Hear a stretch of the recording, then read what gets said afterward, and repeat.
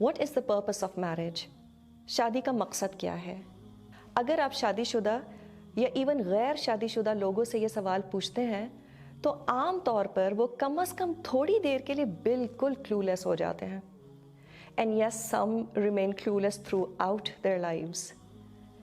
And doing anything without an objective, that's a big problem.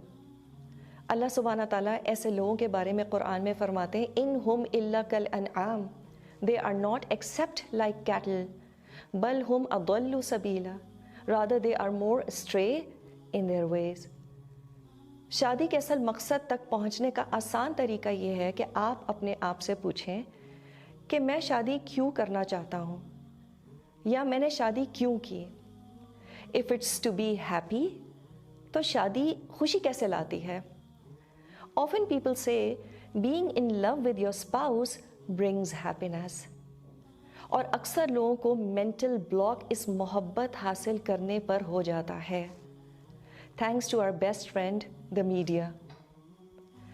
तो अगर आपके लिए शादी का सिर्फ यही एक मकसद है तो शायद आपको ये मकसद हासिल हो जाए, लेकिन आपने एक बहुत बड़ी अपॉर्चुनिटी गंवा दी और बहुत जल्द या तो आप बोर हो जाएंगे या बहुत मायूस महसूस करेंगे, because just being in love with someone may not make you happy all the time. There has to be more than just being in love in your married life. हाँ, शादी के बाद की जो मोहब्बत होती है इट्स वेरी प्रेशियस और इसको ज़रूर हम इंजॉय करें, but this should be a means to achieving something bigger. इस दुनिया में किसी भी नेमत को आप देख लें, मसलन बच्चे, दौलत, what is the right approach? सही तरीका क्या है इसको हैंडल करने का? We somehow use it for our salvation in आखिरा.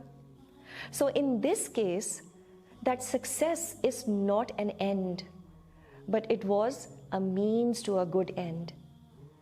हम अगर किसी तरह ये याद रख लें कि हर नेमा एक इम्तिहान है और इनाम नहीं है, things would become so much clearer. Coming back to husband and wife, तो ये जो शौहर और बीवी के दरमियान मोहब्बत है ये भी अल्लाह की एक नेमा है. Like any other blessing, we should encash it to achieve bigger goals. और हम मुसलमानों के लिए जन्नत से बेहतर गोल क्या हो सकता है? ये शादी का असल मकसद होना चाहिए. सवाल ये पैदा होता है कि कैसे, how do I achieve this? Ideally इस मोहब्बत की वजह से मियाँ बीवी को ज़िंदगी में कॉमन गोल्स के साथ काम करने की ज़रूरत है. They should envision being together in the next life in जन्ना.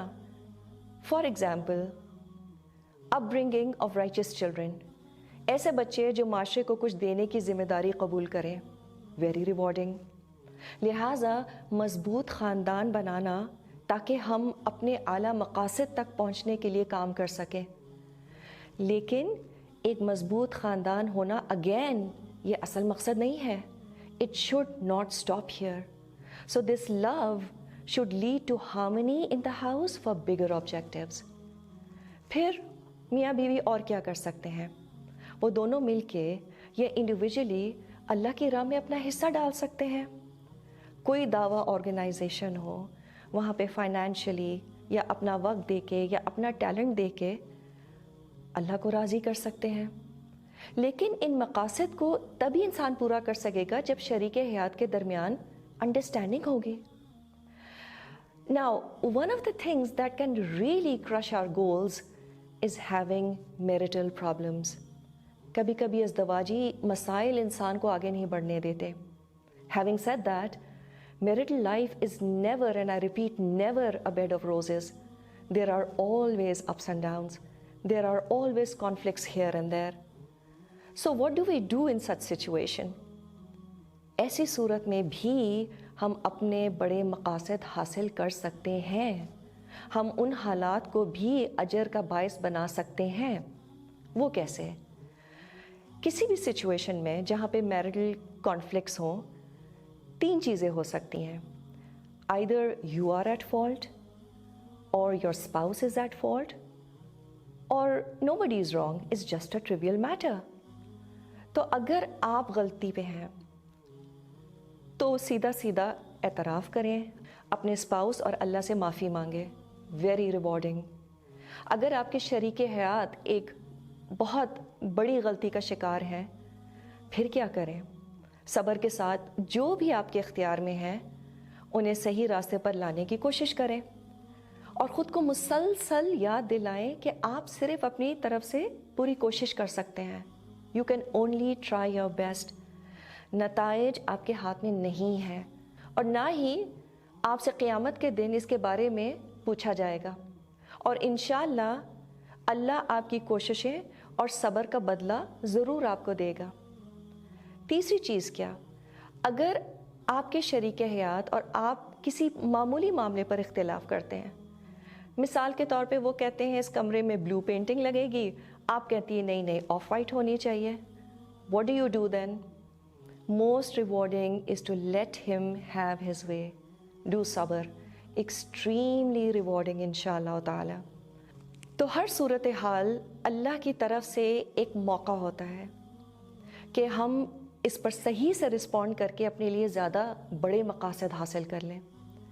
جب ہم ان لائنز پر سوچتے ہیں that this is from Allah subhanahu wa ta'ala and He loves me more than I love myself, you start feeling empowered. And sometimes the disruption that we have in our marital relationship is actually an invitation from Allah to seek help from Him.